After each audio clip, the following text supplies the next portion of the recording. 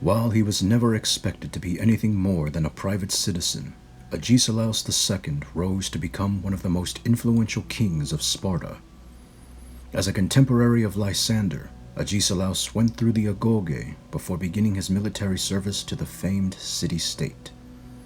In 399 BC, he ascended to the throne of Agis II after successfully disputing the legitimacy of the king's heir. Soon after, Agesilaus and Lysander undertook a campaign in Asia to keep the Persian Empire at bay, while reinforcing Spartan influence over the eastern Greek cities. The political rivalry between the two men saw the departure of Lysander back to Sparta, while Agesilaus managed the war against Persia for several more years. Before Asia could be subdued, he was recalled to Sparta to deal with a civil war against the city of Thebes. During this time, the major battles of Cnidus and Coronea revealed the beginning of the end of Sparta's grip on the whole of Greece. By 387, a peace treaty formally ended the war between the two powers, but the terms also called for the surrender of the eastern Greek cities over to Persia. According to Plutarch, Agesilaus bore such a hatred for Thebes that he personally ignited a new war with them by having the general Pharnabazus seize their main capital in 382. By 378 BC, a new war with Thebes was underway, but the Spartan king would miss out on most of the action due to an illness which lasted for several years. The defeat of Sparta at the Battle of Leuctra spelled the end of Spartan hegemony over Greece. This was followed by repeated invasions of the Spartan homeland by the general Epaminondas during the 360s. Following his death in 362, the Greek cities desired peace between each other, but Agesilaus insisted that Sparta should remain at war to regain her lost empire. His alliance with Egypt in their conflict with Persia further muddied his reputation among the Greeks. In his last years, he dealt with a royal conflict in Egypt and assisted in placing Nectanebo II as pharaoh. Finally, in the winter of 358 BC, Agesilaus died on his return trip to Sparta, having reigned 41 years as king. After his death, Sparta would never again rise to the same level of prominence it had with her king. Within 30 years, the entirety of Greece would be absorbed into Alexander's Macedonian Empire.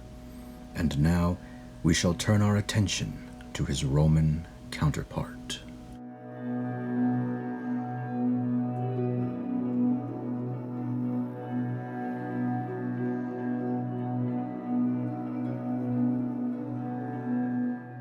Born to a noble family with a resemblance to Alexander, Pompeius Magnus was a man who emulated greatness in nearly all of his endeavors. As a young man, he served under his father Strabo against the forces of Lucius Cinna during the Social War in Rome. When Sulla made a second return to the city in 83 BC, Pompeius made his name known by battling 5 Roman generals in an attempt to join forces with him. For his actions, Sulla acknowledged him with honors and sent him to Gaul to assist Metellus Pius with an uprising in the territory. This was followed by additional settlements in Sicily and Libya, which earned him his first triumph and the nickname Magnus. After the death of Sulla in 78, Pompeius turned to Hispania, where Sertorius was leading the last of the Marian supporters in a war against the Romans. After Sertorius was assassinated in 72, Pompeius returned to Italy to finish off the remnants of Spartacus and his rebel army, before claiming total victory and earning his second triumph, to the fury of Marcus Crassus. Soon after, the two men were elected to consulships and served together in 70 BC with little success. 3 years later, Pompeius was called upon to remove pirates from the Mediterranean who were disrupting Roman trade. Within 3 months, he cleared all the pirates from the sea and resettled them in cities that had been depopulated over the previous 20 years. His success in the matter led the Romans to advocate for his succession over Lucullus in the war against Mithridates VI in Asia. Beginning in 66, Pompeius engaged with the Pontic king and his barbarian allies in several battles.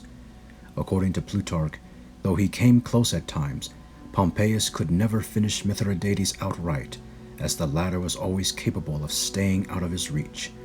At the same time, Pompeius gathered the eastern Mediterranean cities and formed a new province called Syria.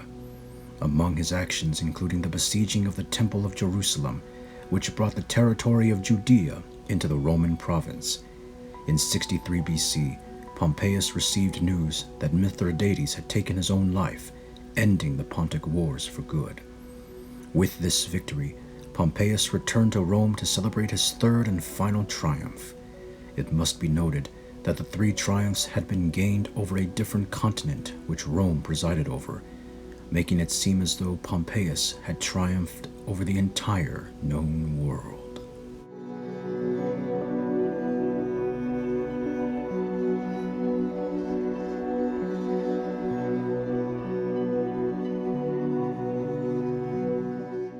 By 60 BC, Pompeius had shifted his intentions from military to politics. This began with an alliance to his longtime rival Marcus Crassus and an up-and-coming politician named Julius Caesar. With the support of Pompeius and Crassus, Caesar earned a consulship in 59 and was rewarded the province of Gaul to govern for 5 years. Later, Caesar supported the effort to see his two compatriots elected to serve as consuls in 55. For their mutual support, the three men were awarded provinces to govern. Caesar retained Gaul, Crassus received Syria, and Pompeius obtained Libya and Hispania. Their political gains were soon mired with misfortune, as Julia, the wife of Pompeius, died in childbirth, and Crassus was killed in his campaign against the Parthians. These tragedies strained the alliance of Caesar and Pompeius to its breaking point. As Caesar intended to earn a second consulship, or else receive more time for his command in Gaul, the Roman Senate chose to support Pompeius as the champion of order and liberty. All attempts to get both men to surrender their military commands to prevent another civil war failed. In 49 BC, Caesar crossed into Italy by the Rubicon, prompting Pompeius to head for Greece with several legions and senators with him. Over the next year, he maneuvered his forces around western Greece, attempting to force Caesar into a surrender without fighting.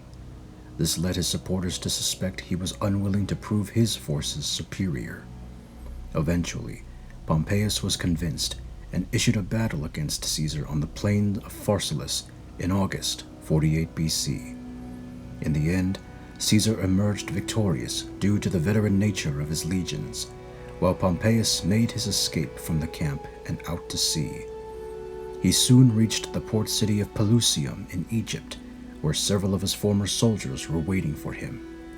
When his ship pulled into port, the Roman centurion Septimius acknowledged him as imperator before boarding the ship and striking Pompeius from behind.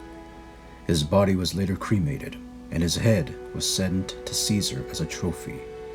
After his death, Rome was at the mercy of Caesar and his legions until his own death 4 years later.